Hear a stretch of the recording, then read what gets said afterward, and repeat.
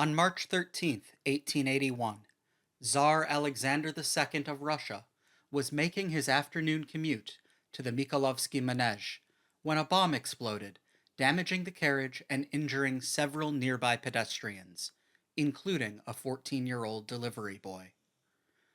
The bomber, one Nikolai Rysakov, was immediately apprehended. The Tsar, thanks to his bulletproof carriage, was shaken but unharmed.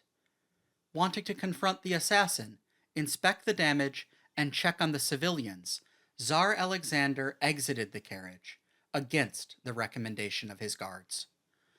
A short while later, as the Tsar was preparing to leave, a second assassin stepped out from the side of the road, threw a second bomb, and succeeded where the first had failed, fatally wounding both himself and the emperor, and seriously injuring over 20 other civilians, including, again, the unfortunate delivery boy. The Tsar's death would have lasting repercussions. Its effects rippled across the Russian Empire, spawning anti-Jewish conspiracy theories, prompting wave after wave of anti-Semitic violence across modern-day Ukraine, Latvia, and Poland. For the Jews, life would never be the same. At first glance, blaming Russia's Jewish population for Alexander's death makes little sense. For one thing, neither assassin was Jewish. One had Orthodox parents, the other Catholic. For another, Tsar Alexander pursued a lenient policy towards Russia's Jews, over the opposition of many in the imperial court, and was far more lenient than his predecessor, Tsar Nicholas.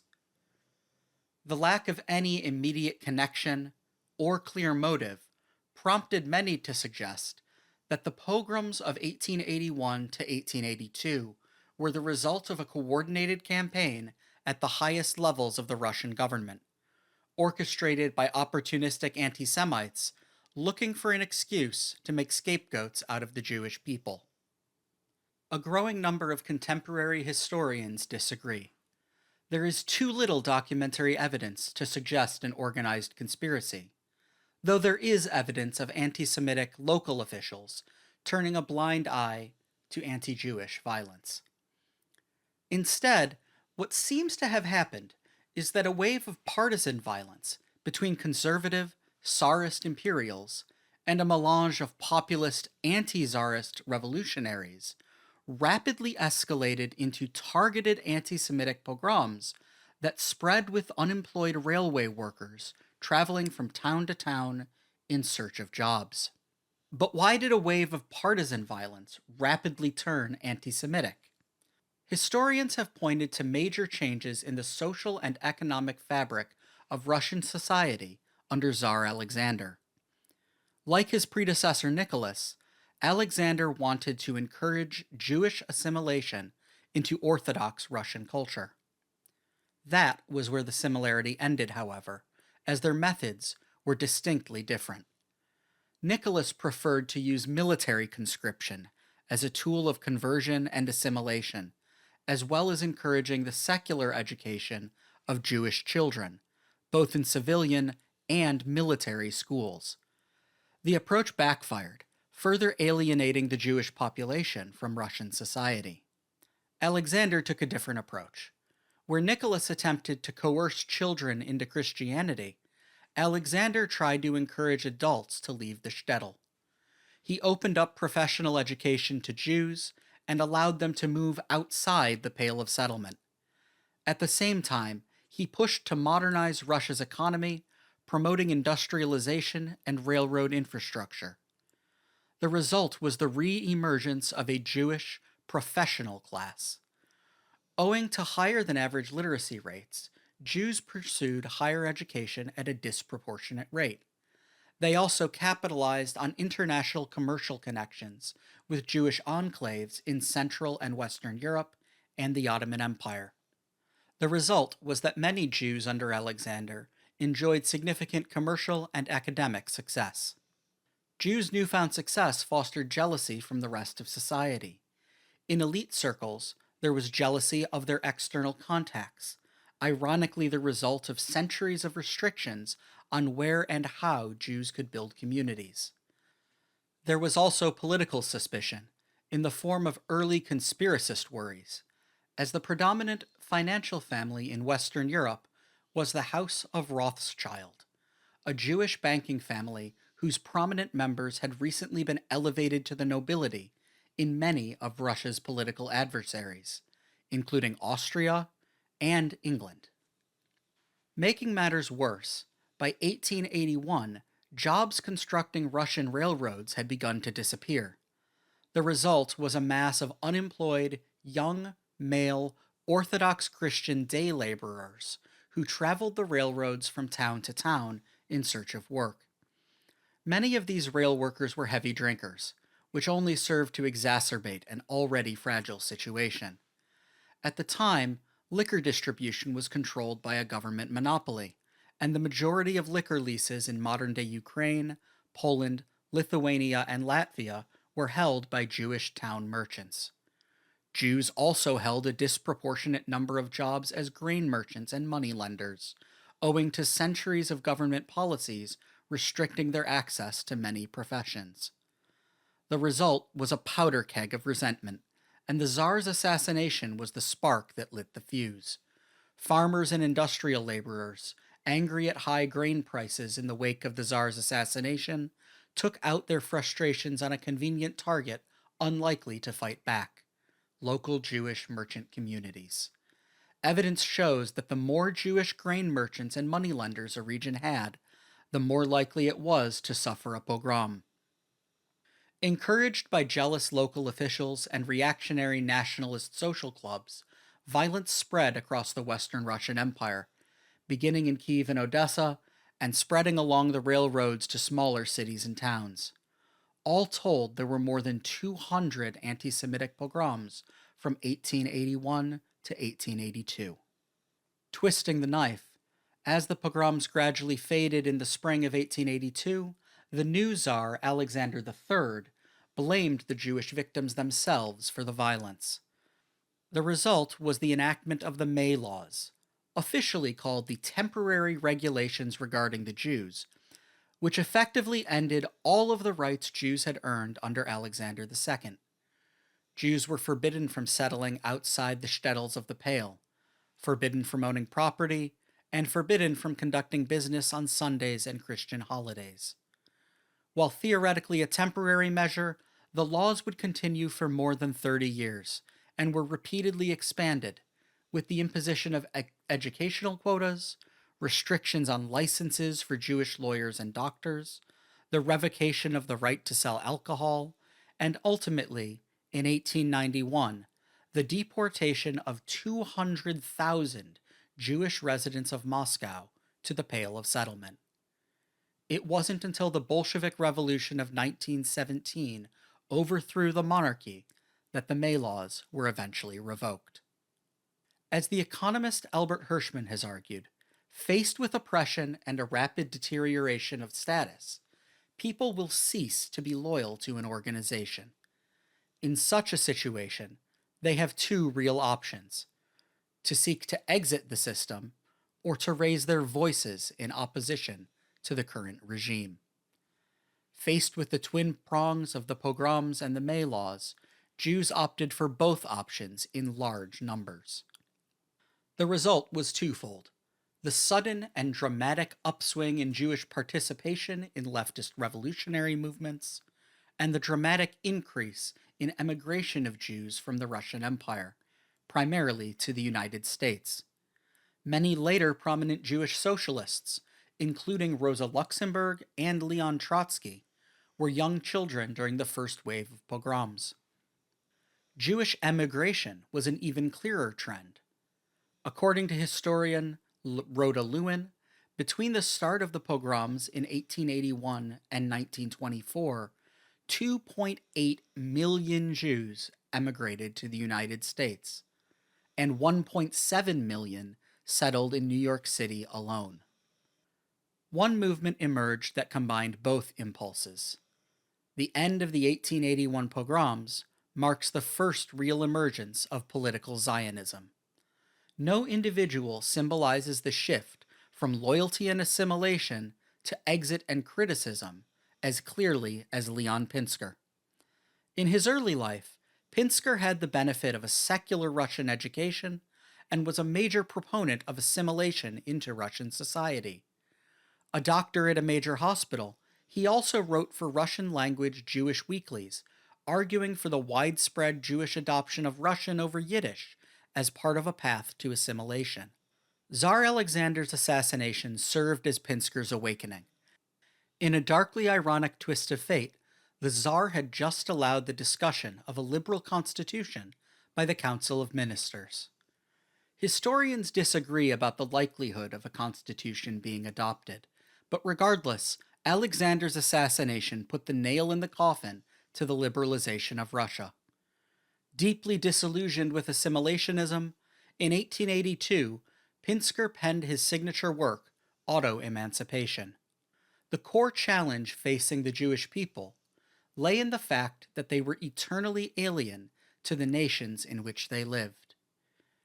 In the midst of the nations among whom the Jews reside, they form a distinctive element which cannot be assimilated, which cannot be readily digested by any nation. Among nominally free peoples, Pinsker claimed, this state was a uniquely Jewish problem, since only the Jews lacked a country they could call home and return to.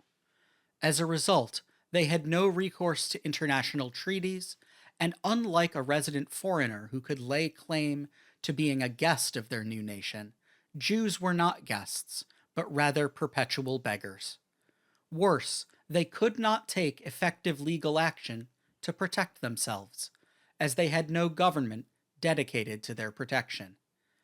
As such, the nations never have to deal with a Jewish nation, but always with mere Jews.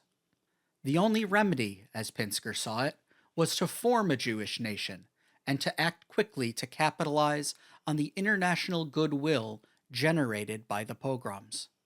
Calling for immediate action, Pinsker exhorted his compatriots. Close your eyes and hide your heads ostrich fashion if you will. If you do not take advantage of the fleeting moments of repose and devise remedies more fundamental than those palliatives with which the incompetent have for centuries vainly tried to relieve our unhappy nation, lasting peace is impossible for you. It was this immediacy that made Pinsker one of the first true Zionists. Those before him, like Moses Hess, stayed in the realm of theory and failed to convert their arguments into concrete actions.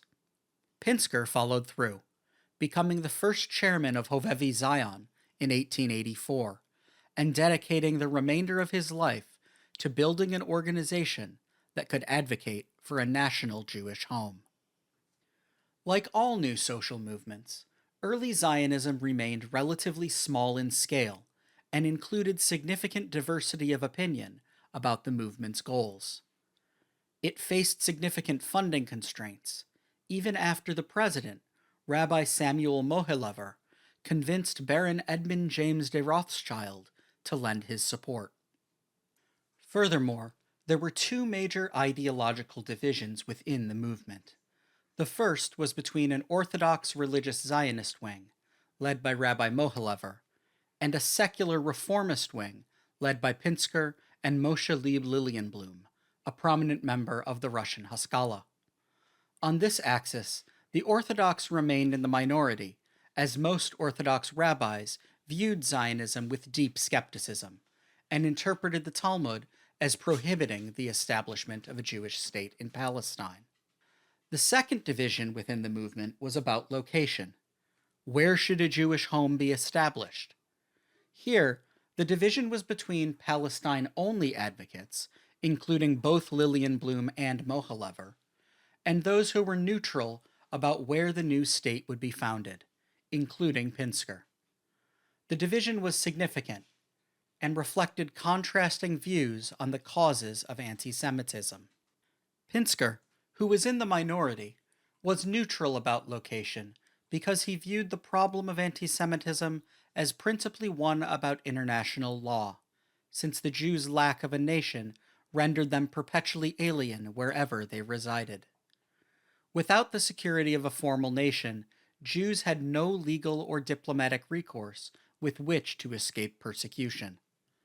As a result, the primary task was to secure a land, any land, that could belong to Jews alone. The goal of our present endeavors must not be the Holy Land, but a land of our own. We need nothing but a large piece of land for our poor brothers, a piece of land which shall remain our property, from which no foreign master can expel us. Perhaps the Holy Land will again become ours. If so, all the better. But first of all, we must determine, and this is a crucial point, what country is accessible to us. To many others in the nascent Zionist community, Pinsker's focus on legal norms was shallow. Perhaps because Jews were prevented from owning land in Europe for centuries, which land they settled on mattered. Palestine was unique. Only Palestine had historical cultural importance for the Jews. Lilienblum advocated forcefully for this view, arguing that the Jews have a historical right which has not been destroyed nor forfeited by the loss of independence, a fact proven by the peoples of the Balkan Peninsula. That is why Palestine has an enormous advantage over transoceanic America, which is also alien to us. Lilienblum's argument was misguided in at least one respect. The recent struggles for independence in Greece and Bulgaria were made by people currently living in the land, whereas even in Palestine, Russian Jews were foreigners. Nevertheless, Lilienblum's argument was no more presumptuous than Pinsker's. After all, Jews were foreigners everywhere, and Palestine, at least, had the virtue of being relatively sparsely settled at the time. In 1890, just over 500,000 people resided in the entire region that would eventually become the British Mandate following World War I, and select cities, including Jerusalem, boasted a significant Jewish minority population. Pinsker's approach, on the other hand, had advantages in terms of practicality. Palestine was sparsely populated for a reason. For centuries, maintaining a large population had been impractical due to poor agriculture. The highlands, where most food was produced, were desert scrubland, while the coastal floodplains were dominated by malarial marshes that needed to be drained to prevent disease. Furthermore, estimates of the world Jewish population in the late 1800s ranged between 6 and 10 million, up to 20 times the total population of Palestine. Pinsker argued, sensibly, that Palestine simply could not house the entirety of world Jewry. And both Pinsker and Lilienblum were resettlement maximalists.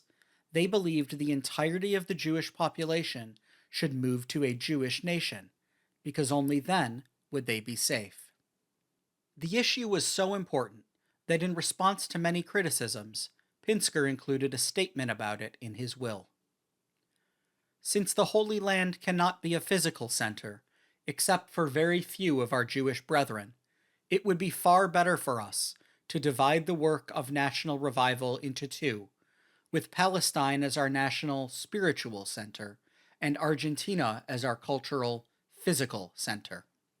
Serving to reinforce his point, perhaps because of the predominance of Palestine exclusivity in Hovevi Zion, Pinsker only bequeathed 2% of his estate to the organization that had consumed the latter decades of his life.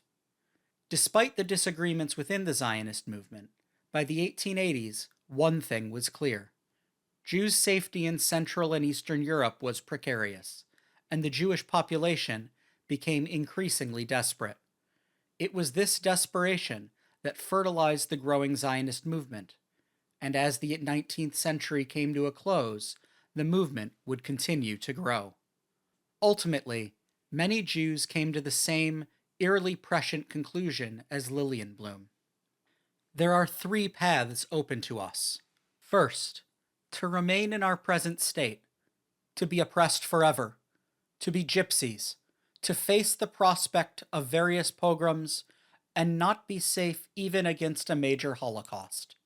Second, to assimilate, not merely externally, but completely within the nations among whom we dwell. To forsake Judaism for the religions of the Gentiles, but nonetheless to be despised for many, many years, until some far-off day when descendants of ours who no longer retain any trace of their Jewish origin will be entirely assimilated among the Aryans.